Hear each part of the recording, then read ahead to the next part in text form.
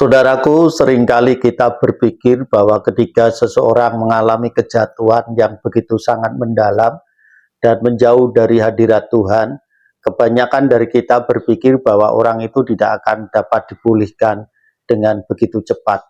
Ada beberapa kalangan yang mengklaim bahwa orang yang jatuh dari hal yang tidak berkenan hidupnya harus disingkirkan dari hadapan kita. Namun pada saat ini, saudara, kita akan belajar bersama-sama bagaimana Tuhan akan mengingatkan kepada kita bahwa kejatuhan yang pernah kita alami akan dipergunakan Tuhan sebagai sebuah alat koreksi bagi kita untuk kita hidup dalam kesehati-hatian. Dengan begitu, kita akan tetap terus berpaut. Kejatuhan kita dari hal-hal yang tidak berkenan di hadapan Tuhan, ketika kita datang dengan hati dan hancur, dan ketika kita datang untuk kita memohon belas kasih dan kasih karunia Tuhan, maka Tuhan akan memulihkan kehidupan kita lebih baik lagi. Dalam tayangan kali ini, saudara, saya akan membagikan sesuatu yang indah, belajar dari pengalaman kehidupan Daud yang pernah mengalami kejatuhan. Dalam kitab 2 Samuel pasal 12 ayat 16 sampai ke 31. Dalam tayangan edukasi Kristen, beriman dengan logika yang sehat. 3, 2, 1. Salam saudara, kembali kita berjumpa dalam tayangan edukasi Kristen beriman dengan logika yang sehat. Bagian bacaan hari ini yaitu 2 Samuel pasal 12 ayat 16 sampai ke 31 menjelaskan bahwa Daud berpuasa dan terbaring di lantai demi kesembuhan anaknya. Daud sangat memohon kepada Tuhan agar anaknya sembuh. Tuhan tidak mengabulkan doa Daud. Tuhan menimpakan hukuman pada anak Daud dan Batseba dalam ayat yang ke-15. Dan pada akhirnya meninggallah anak itu. Ayat yang ke-18. Seluruh bawahan Daud takut untuk menyampaikan hal ini kepada Daud saat anaknya sakit. Daud sudah menyiksa diri begitu rupa, apalagi saat anaknya sudah meninggal. Mungkin saja Daud justru mengakhiri hidupnya sendiri. Mereka tetap berbisik hingga akhirnya Daud mengetahui bahwa anak itu telah meninggal. Kepastian hukuman Tuhan dimulai, namun bersamaan dengan pemulihan Daud, pada bagian selanjutnya siksaan Tuhan berlanjut. Tetapi pemulihan rohani Daud juga terus berjalan. Setelah mengetahui bahwa anaknya telah meninggal, yang menjadi awal hukuman bagi Daud, ia segera bangkit, membersihkan diri, dan pergi ke rumah Tuhan untuk beribadah. Setelah itu, dia pulang dan kemudian makan. Daud sangat memohon, namun tidak mendesak Tuhan. Jika Tuhan belum memberikan jawaban, dia akan bersikeras. Jika Tuhan belum memberikan jawaban, dia akan terus bersikeras meminta kepada Tuhan. Apabila Tuhan telah menolak, dia tidak lagi meminta dan menerima jawaban Tuhan. Maka Daud kembali ke rumah, menghibur istrinya Batseba, dan beristirahat bersamanya. Tuhan memberikan kepada Daud seorang putra melalui Batseba, dan putra itu diberi nama Salomo. Tuhan mencintai anak ini, dan inilah anak yang akan diangkat Tuhan sebagai penerus Daud. Keturunan Daud dilahirkan oleh wanita yang pernah berbuat serong dengan Daud. Mengapa Tuhan bertindak dengan cara ini?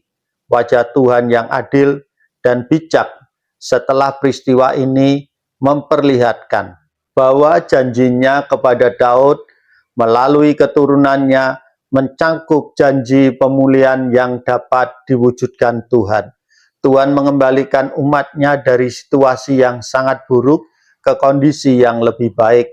Tuhan mengembalikan Daud dan Batseba yang awalnya memulai hubungan mereka lewat perzinahan dan pembunuhan, namun dipulihkan dengan seorang anak yang dijanjikan menjadi penerus tahta Daud. Lewat anak ini Tuhan akan membangun bait sucinya. Bagaimana kaitan ini dengan seluruh kitab 2 Samuel? Bagian ini merupakan kisah yang seharusnya melanjutkan 2 Samuel pasal 10 ayat yang ke-19. Bersamaan dengan terjadinya perang dengan Bani Amon, Daud berzina dengan Batseba. Maka ketika Daud bertobat dan kembali kepada Tuhan, kitab ini dengan sangat indah menutupnya dengan kemenangan atas Amon. Penempatan yang memberikan kita pesan bahwa Tuhan tetap menyertai Daud dan tidak menghilangkan kasih setianya kepada dinasti Daud, seperti dia dulu telah menghilangkan kasih setianya kepada dinasti Saul. Saudara bisa membaca di dalam 2 Samuel pasal 7 ayat 15. Bagian ini juga memberi pembuktian bahwa kesetiaan Tuhan terhadap janjinya dalam Samuel. Bagian ini juga menjadi pembuktian akan kesetiaan Tuhan terhadap janjinya. Saudara dapat bandingkan dalam kitab 2 Samuel pasal 7 ayat 15 tersebut. Ayat ini menempatkan kejatuhan Daud dan pemulihan yang Tuhan kerjakan, menyatakan bahwa Tuhan adalah setia, seolah-olah Tuhanlah yang diuji oleh kejatuhan Daud. Apakah Tuhan tetap akan memakai Daud setelah dia jatuh? Jawabannya adalah ya. Tuhan tetap menyatakan kesetiaannya kepada Daud, bahkan lebih lagi. Tuhan malah memakai Batseba untuk memberikan anak yang Tuhan janjikan kepada Daud. Tuhan membangkitkan Salomo bukan dari Mikal, anak Saul, juga bukan dari Abigail, perempuan cantik yang penuh bijaksana, tetapi dari Batseba, perempuan cantik yang pernah berbuat serong dengan Daud. Tuhan menyatakan kesetiaannya dengan memberikan pengampunan kepada Daud dan memulihkan dia kembali serta tetap mengkokohkan kerajaannya. Lalu saudara, apa yang bisa kita pelajari dari kitab 2 Samuel pasal 7 ayat 25 dan 29, dan terlebih khusus dalam kitab 2 Samuel pasal 12 ayat 16 sampai ke 31. Kata-kata Daud dalam kitab 2 Samuel pasal 7 ayat 25 dan ayat 29 menjadi nyata. Dalam ayat 25, Daud berdoa seperti ini, "Dan sekarang ya Tuhan Allah, tepatilah untuk selama-lamanya janji yang kau ucapkan mengenai hamba-Mu ini dan mengenai keluarganya, dan lakukanlah seperti yang kau janjikan itu." Ini berarti Daud menyadari bahwa satu-satunya yang dapat membuat dia dan keluarganya tetap ada di hadapan Tuhan adalah karena kasih karunia Tuhan. Dia tidak sanggup menjalani hidup yang lebih baik dari Saul. Dia pada akhirnya akan terpeleset, dan tanpa tangan Tuhan yang menopang, tentu dia sudah harus dibuang sama seperti Saul dibuang. Inilah yang perlu kita renungkan dengan sungguh-sungguh, karena semua tidak lebih baik dari orang lain yang berdosa. Hanya orang Farisi yang terus menipu dirinya sendiri dan merasa diri lebih baik dari orang lain. Kalau saudara juga terjangkit penyakit Farisiisme, maka saya memberikan saran supaya saudara baca kembali baik-baik bagian bacaan hari ini, yaitu kitab 2 Samuel pasal yang ke-12 ayat 16 sampai ke 31 ditambah dengan kitab 2 Samuel pasal 7 ayat 25 sampai 29. Ingatlah saudara akan hal ini yang begitu penting. Tuhanlah yang membuat kita tidak sebobrok orang lain. Jangan menganggap diri hebat, jangan menganggap diri lebih baik dari orang lain.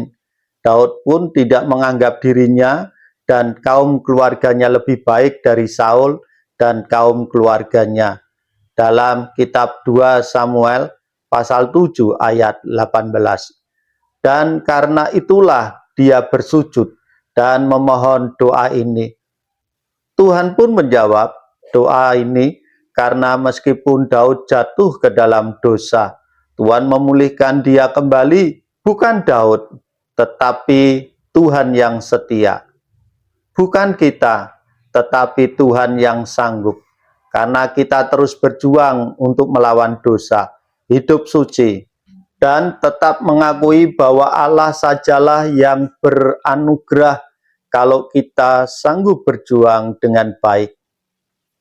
Apa yang kita pelajari dan kita baca hari ini merupakan sebuah bayang-bayang Kristus.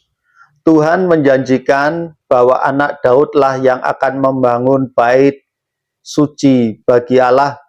Yang dimaksud adalah Kristus. Tetapi setiap janji di dalam perjanjian lama mempunyai penggenapan ganda. Maka janji Tuhan itu digenapi di dalam kelahiran Salomo dan nantinya akan digenapi secara sempurna di dalam Kristus. Berarti Salomo adalah bayang-bayang pernyataan tentang Kristus di dalam kitab perjanjian lama. Salomo menjalani panggilannya sebagai bayang-bayang dari apa yang akan dilakukan Kristus di dalam kitab perjanjian baru. Apakah yang dinyatakan oleh Salomo sebagai bayang-bayang dari Kristus? Yang pertama adalah dia lahir dari seorang perempuan yang melambangkan dosa perzinahan dan pembunuhan Daud, yaitu Batseba. Salomo lahir dari ibu yang menjadi ingatan akan kejatuhan Daud. Ini juga yang menjadi ciri Kristus. Disebut orang Nazaret, sebutan ini disematkan kepada Kristus karena hanya untuk menghina Kristus. Karena dari Nazaret tidak pernah muncul orang-orang yang baik secara agamawi. Dia lahir dari seorang perempuan yang harus menanggung aib karena sudah mengandung sebelum dia menikah.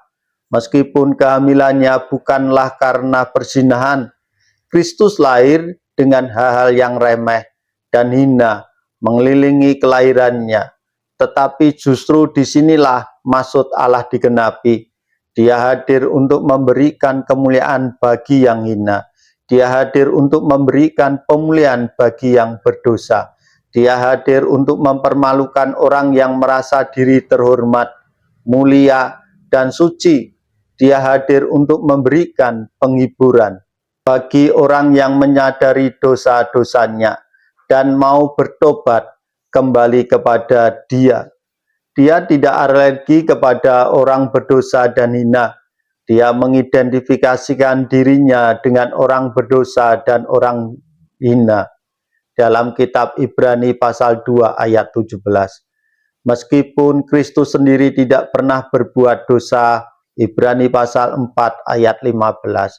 Saudaraku, hari ini kita diingatkan supaya hidup kita hati-hati di dalam memandang apa yang terjadi di sekitar kita. Tawaran-tawaran dunia yang sangat menggiurkan, tawaran-tawaran dunia yang bisa membuat kita mengalami kejatuhan, dosa, dan jauh dari hadirat Tuhan. Saudaraku, selain itu, hari ini kita belajar bagaimana bayang-bayang Kristus terdapat dalam peristiwa kelahiran Salomo. Puji nama Tuhan, saudara. Jikalau saudara terberkati dengan tayangan ini, saudara bisa bagikan tayangan ini kepada saudara atau rekan yang saudara pandang layak untuk mendapatkan berkat yang sudah saudara rasakan. Puji nama Tuhan, Tuhan Yesus memberkati.